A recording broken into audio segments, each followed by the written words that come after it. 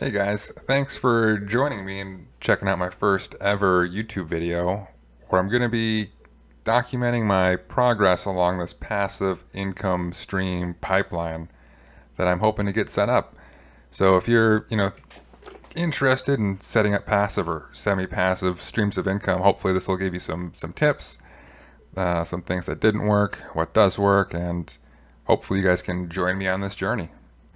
So this started as a 2025 New Year's resolution where I really wanted to have two passive or semi-passive income streams set up. And so even though this isn't July, after 6 months have finished in a year, it does take a little while to get these things spun up and actually operational. So this is definitely not like a get rich quick, overnight process. You got to put the time in. So my first one I started was a book I had published in February after working on it for about 6 weeks in the year. And then the second income stream was an Etsy store, and I got my 100 listings up, I want to say like mid-March, which is kind of what I consider to be up and running. All right, let's jump into the numbers though. So 6 months after being up and running with both of them, I pulled in $258.26. About 2/3 of that came from the book, which is surprising. And, only 80 came from the Etsy store over about 60 sales there. But we're going to dig into these a little bit more. And so the book was about 2/3 of that. So about $1 a day in sales and I guess royalties from that. I took a book that was in the public domain, which I'll talk about in another video, but I kind of rewrote it with a more modern prose, right? I updated the language, the terminology, the vocab, and things that didn't translate well or I couldn't give an updated term to. I'd put a footnote in, and this was the most passive of the two for sure. I mean, I've got it listed on essentially everywhere where books are sold online, and there's no listing fees I have to pay. I don't pay print costs. I just get royalties per sale. But it is also the least scalable, right? I mean, I can't publish like two of these same books to get double the sales. You kind of just get what you get. And unless I start running ads or doing some kind of marketing, it's really tough to boost the income from this. This one was also super surprising to me because I'm not like a writer. My background is in economics and finance, which I hated. So then in my late 20s, I switched to firefighting. So I'm not like a literary genius by any stretch of the imagination. So to see a book I published making money is actually pretty cool.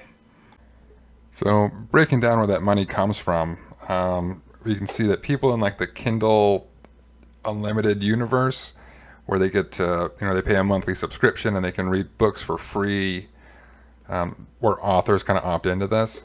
I had about 6,700 pages read. This is just for August, but I think I get around like 0.3 of a cent per page read on Kindle, so it's not a lot, but it does add up. And then for actual book sales, again, this is just August. I had 12 ebooks sold, which I get about $1 per in royalties. And then print, I sold 2 in August, and I get $3 from both paperback and hardcover. And I'm going to do another video more in depth about the publishing process with public domain books in a second video. It's not really the scope of this video. This is just a 6-month check-in. So keep an eye out for that one if you want to learn more about doing that. All right, next up is the Etsy store, which is less passive than the book. And you'll see that Etsy's fees, the listing costs, the cost of the goods sold, really eat up the revenue that you'll see. So it can be a little deceiving. And, I know Etsy gives preference to stores and listings if you post like 3 to 5 new things every week. So you need to kind of stay on top of it. So it's not as passive as I would have liked. But here's the, my store banner. It's just very basic t-shirts, right? I've got almost 25-star sales, which I'm pretty pumped about.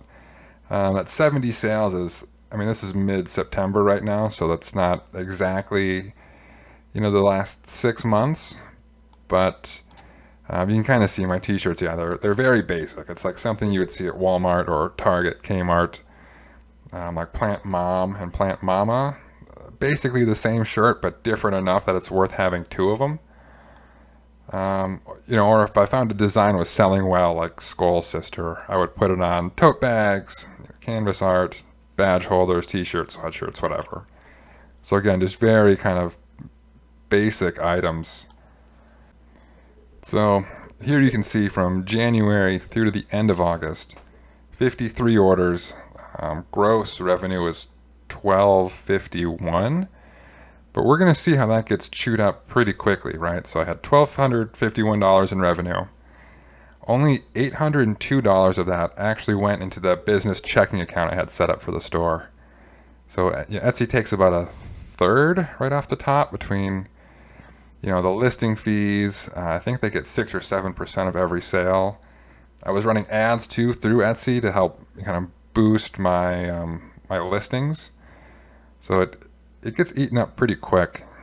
Of the $802, I spent $721 actually like making the shirts and shipping them out, which only left me with about $80 left over at the end.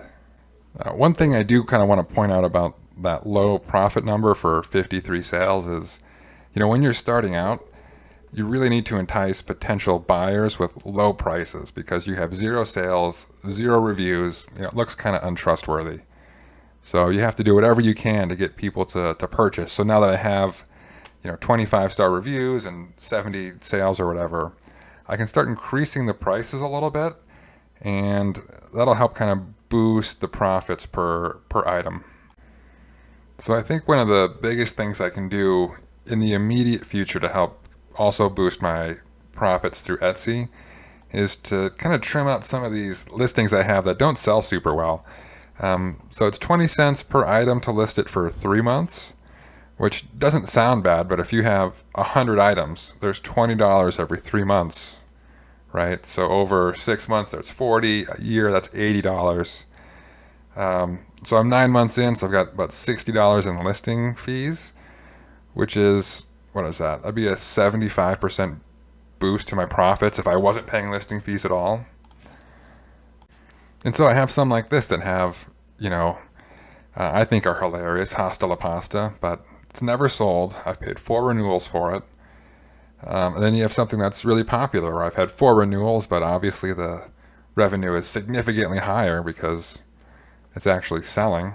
So, if I have, half of my listings probably have similar stats to the Hasta la Pasta shirt.